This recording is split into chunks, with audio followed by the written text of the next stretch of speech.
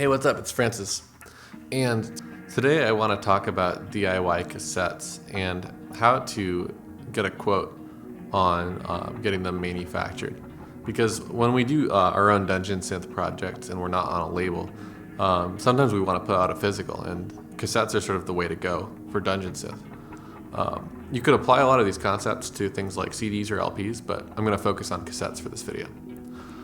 So the site that I order from is called Duplication, and duplication.com.ca. It's a Canadian site, which is why in the last video you saw me put Made in Canada in the graphic design. Basically, they won't ship them to the US unless you do that, because if it gets stopped in customs, you're out of luck. They'll just seize them and be like, pay us money or something. I don't actually know what happens, but probably something sinister. Anyway, let's take a look at the site and just go through what it looks like to order a cassette. So I guess if you just go to the site initially, you end up at this place, and it looks like they do all kinds of services. I always use them for cassette duplication, and in here we can start looking at this options and things. Let's just go through each one. So basically you can choose the type of cassette. I actually don't know the difference between these. I'm sure there's somebody out there that knows more. Tell me in the comments if you know. Length per side, this is important. How much tape do you actually have in there? You can get a lot of time on each side on a cassette. I usually do it's for like LP style albums, so I end up with like 18 to 22 minutes per side.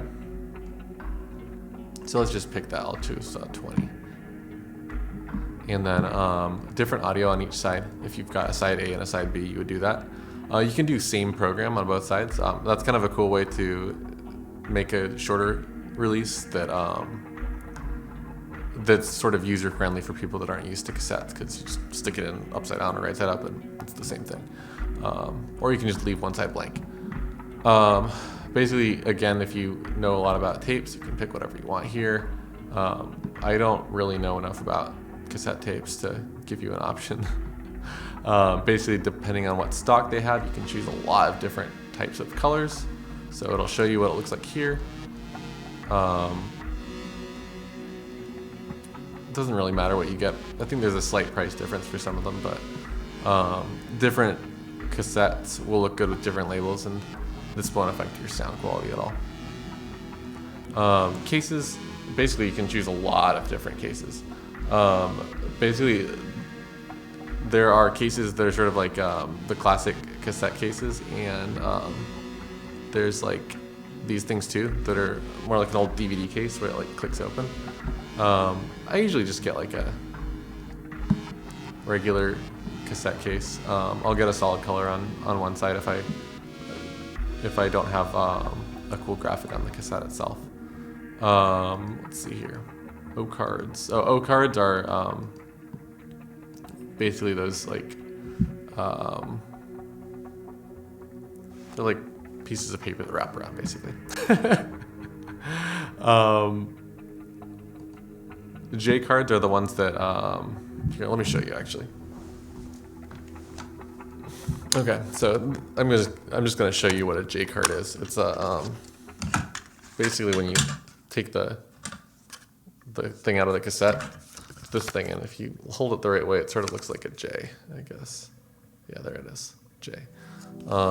This one is a multiple panel one. This is a cool album, actually. Lisa Belladonna, Changing Times.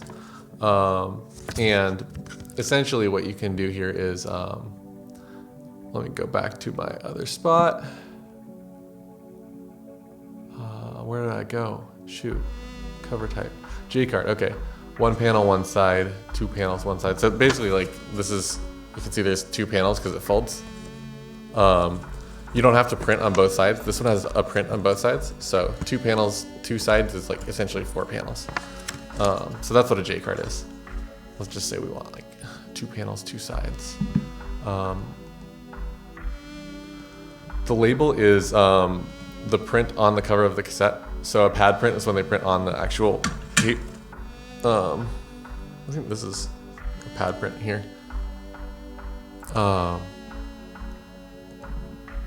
You can do a paper label, which is where there's actually a piece of paper that's like, it's like a sticker on there.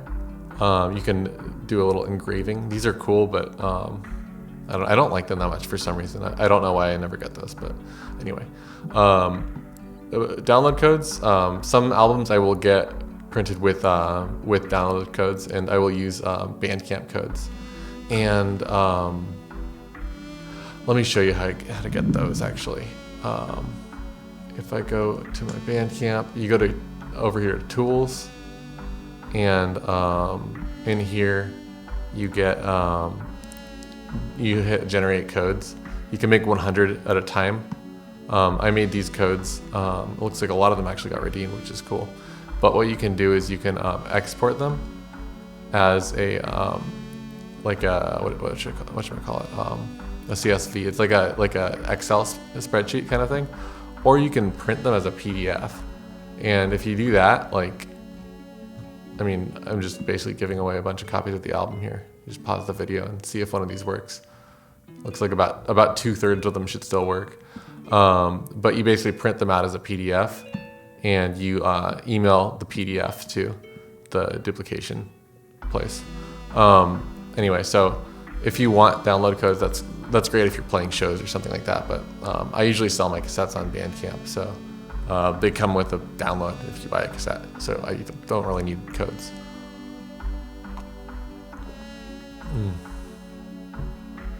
Okay, so let's see here. Oh, OB strips. These are cool.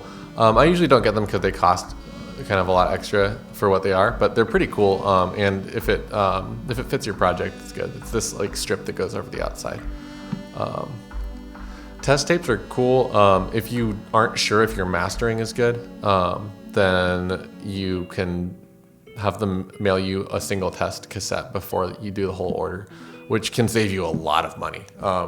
If you aren't confident in your mastering, or if you're not sure if the person mastering your album did a good job, get a test.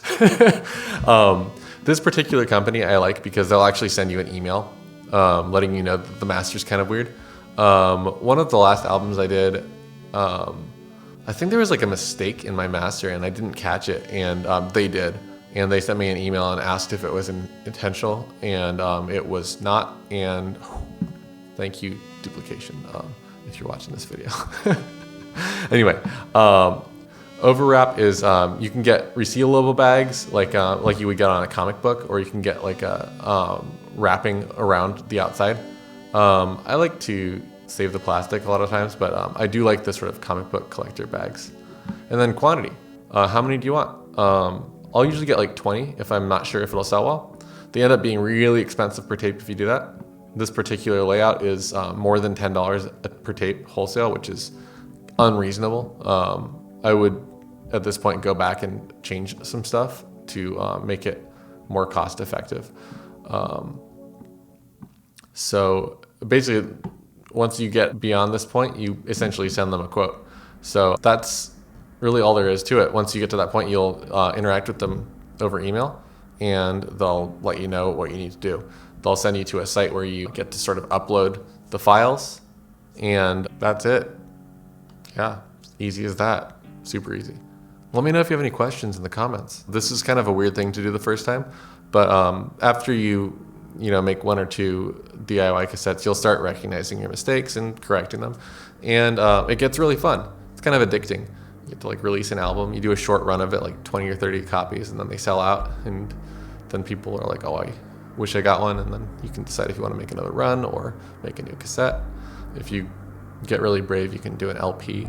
CDs are actually really cheap to make if you like those. I'm not really into them, but some people still like them, so you do you. Have fun. I hope to see some of you make your own albums and make physical copies. Please let me know. If you followed along with this series of videos and you're making a DIY cassette, I'm probably gonna want to buy it. So let me know in the comments, and I'll be the first to pre-order it. So anyway, I'll see you next time. Have a great day.